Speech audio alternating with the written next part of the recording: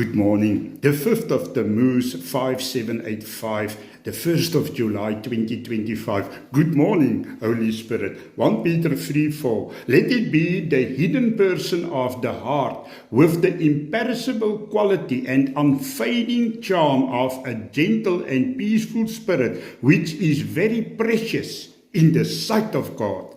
This verse emphasizes the beauty of character and inner qualities, which is related to the Holy Spirit's work of transforming believers from the inside out. How? Surrender your whole self to the work of the Holy Spirit within you by the renewal of your mind. How? Focus on Jesus, and the transforming work of the Holy Spirit will be powerful from within. Holy Spirit, transform and renew my mind, as it is written, Romans 12:2.